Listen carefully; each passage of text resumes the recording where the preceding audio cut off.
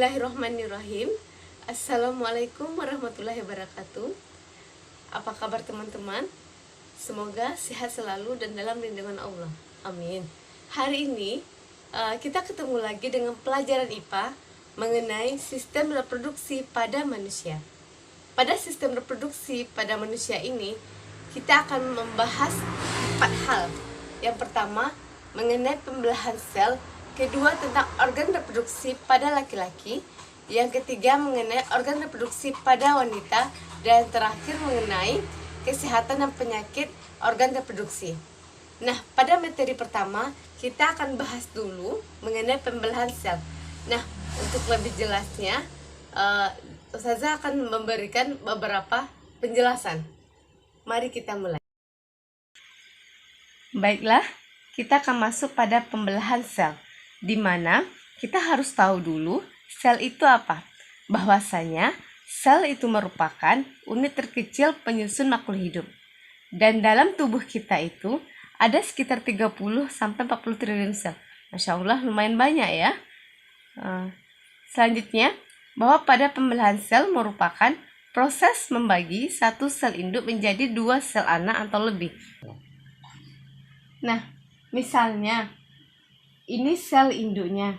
Nah, sel induknya ini bisa membelah menjadi 2 sel anak.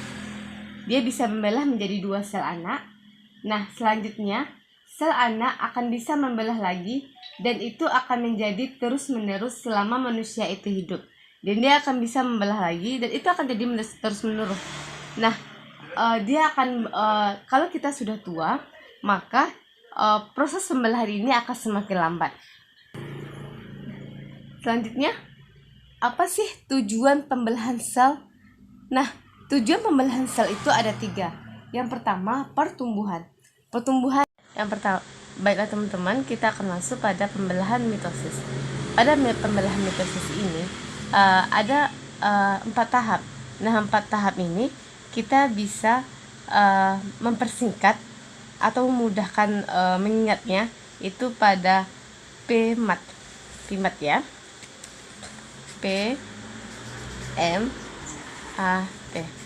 PMAT itu profase, metafase, anafase, dan telofase. Nah, pada tahap ini saya jelaskan satu persatu ya. Bahwasanya pada tahap profase itu sentrosom akan membelah menjadi 2 bagian. Kemudian bagian yang satu berjalan menuju kutub yang berlawanan. Kemudian nanti terbentuk benang-benang halus yang menghubungkan sentrosom ke sentrosom ini, yang dinamakan dengan benang spindel.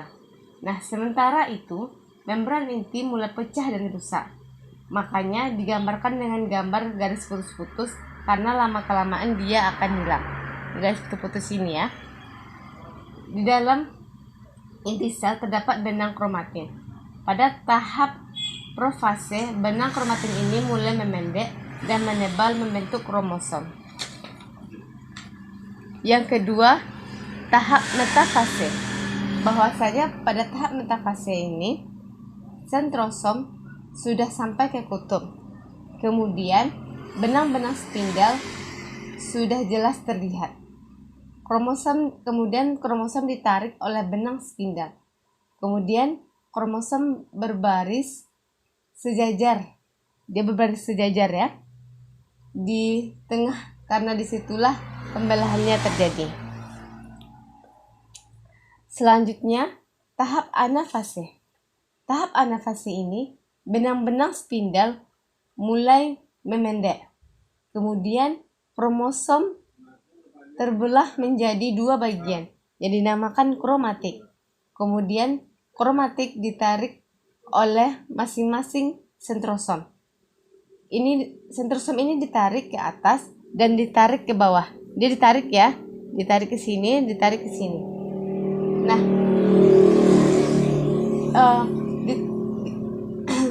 tahap ini terjadi proses sitokinesis atau pembelahan sitoplasma. Yang terakhir itu telofase, di mana tahap telofase ini kromatit sampai di kutub masing-masing. Kemudian kromatit ini mulai menipis dan merenggang. membentuk benang-benang kromatin lagi. Kemudian kromatik membentuk ana inti, kemudian terbentuk lagi membran inti. Membran inti membungkus, kemudian proses sitogenesis selesai dan terbentuklah proses anakan, di mana dua sel anakan, 2 atau 2N atau disebut diploid.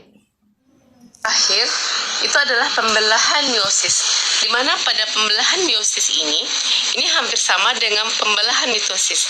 Perbedaannya, pada pembelahan meiosis ini dia ada 2 tahap di sini. Tahap yang kedua itu disebut dengan profase 2. Pada tahap pertama itu dia identik dengan diploid. Pada tahap yang kedua itu identik dengan haploid atau N. Pada tahap pertama ini, pada profase satunya, membran inti mulai rusak menjadi bagian-bagian kecil dan terbentuk gelendong pembelahan. Yang kedua, benang-benang kromatin memadat menjadi kromosom dan kromosom homolog berpasangan. Ini kromosom berpasangan ya. Maka terjadi pindah silang pertukaran segmen molekul DNA yang sesuai di antara kromatid dan saudaranya, non saudara. Selanjutnya metafase. Pada tahap metafase sama dengan yang tadi ya, dia kromosomnya berjejer pada bidang pembelahan. Yang kedua, yang selanjutnya pada tahap fase, dia kromosomnya memisah dan bergerak kutub-kutub berlawanan. Dan yang selanjutnya, pada tahap telofase, kromosom homolog memisah dan bergerak ke kutub-kutub yang berlawanan. Yang kedua, membran inti mulai terbentuk kembali.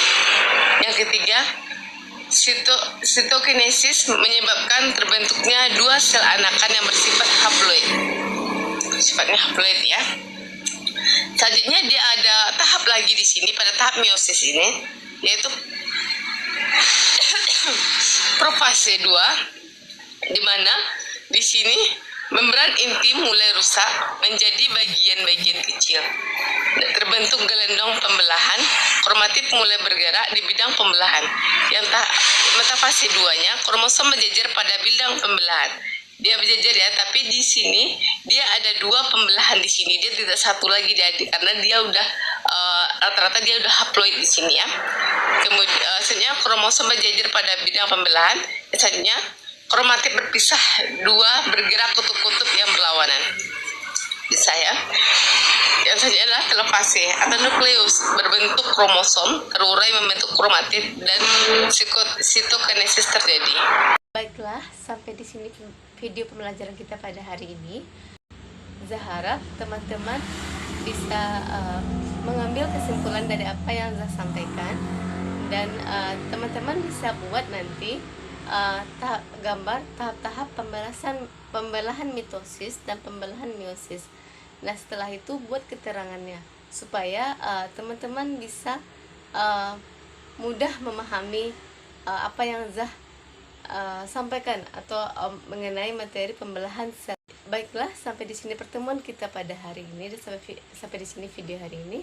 Assalamualaikum warahmatullahi wabarakatuh.